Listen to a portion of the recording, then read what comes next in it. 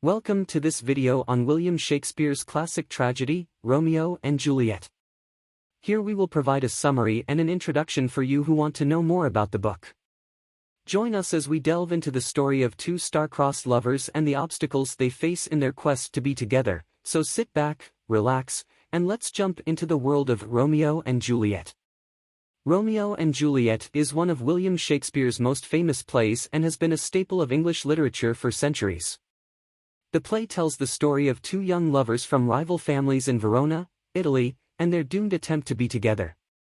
With its timeless themes of love, hate, and the consequences of our actions, Romeo and Juliet continues to captivate audiences to this day. Act 1. The play opens with a prologue that sets the scene for the story. It tells us that the play takes place in Verona, where two noble families, the Montagues and the Capulets, are engaged in a bitter feud. The prologue also hints at the tragic ending that awaits the two young lovers. In the first scene, we meet Samson and Gregory, two servants of the Capulet family. They are engaged in a heated argument with two servants of the Montague family, Abram and Balthasar. The argument quickly turns violent and soon, the streets of Verona are filled with people fighting. The Prince of Verona arrives on the scene and orders everyone to stop fighting. He tells the Capulets and the Montagues that they will be punished severely if they disturb the peace again. We then meet Romeo, the son of Lord Montague. He is in love with a woman named Rosaline, but she does not return his affection. Romeo's cousin, Benvolio, urges him to forget about Rosaline and find someone else to love. Benvolio suggests that they attend a masquerade ball that evening at the Capulets' house, where Romeo can find a new love interest. At the Capulets' house, we meet Juliet, the daughter of Lord Capulet. She is about to turn 14 and is being courted by a man named Paris. Juliet is not interested in Paris, however, and has never thought much about marriage. When Romeo sees Juliet at the ball, he is immediately smitten with her. They speak briefly, and Romeo learns that Juliet is a Capulet. Juliet also learns that Romeo is a Montague, which causes her great distress. Act 2.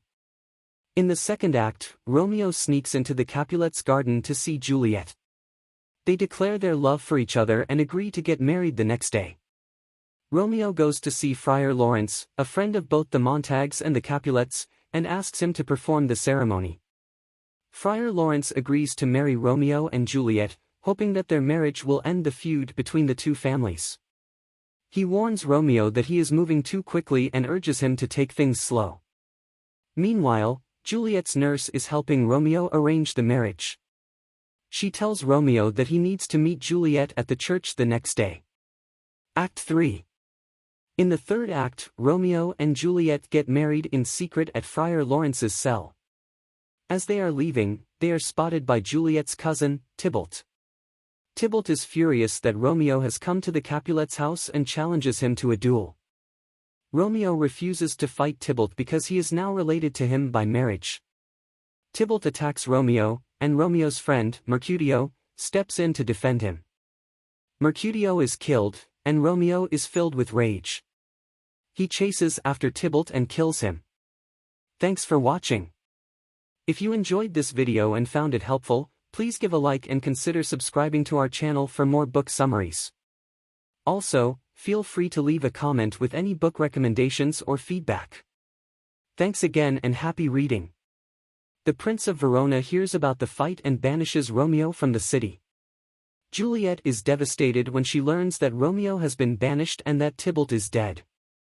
She tells her parents that she is grief-stricken over Ty, but she is actually more upset about Romeo's banishment. Juliet's parents decide that she should marry Paris to help her forget about Romeo. Act 4. In the fourth act, Juliet goes to Friar Lawrence for help. She asks him to help her avoid marrying Paris and reunite her with Romeo. Friar Lawrence gives Juliet a potion that will make her appear dead for 42 hours. He tells her to take the potion the night before her wedding to Paris, and he will send a message to Romeo telling him the plan. Juliet takes the potion and is discovered dead the next morning. Her family is devastated, and they begin to plan her funeral. Act 5. In the fifth and final act, Romeo learns of Juliet's death from Friar Lawrence's messenger. He rushes back to Verona to see her one last time. When he arrives at the Capulet's tomb, he sees Paris mourning over Juliet's body. Romeo and Paris fight, and Romeo kills Paris. Romeo then sees Juliet's body and believes that she is dead. He takes a vial of poison and drinks it, dying beside her. Juliet wakes up to find Romeo dead beside her and stabs herself with his dagger. The two families arrive and discover their children dead. The tragedy of their deaths finally brings an end to the feud between the Montagues and the Capulets. Conclusion: Romeo and Juliet is a timeless tale of love and tragedy that continues to captivate audiences today. Shakespeare's exploration of themes such as love, hate, and the consequences of our actions still resonates with readers and viewers. The play has been adapted into countless movies, books, and plays, but the original text remains one of the greatest works of English literature. Thanks for watching.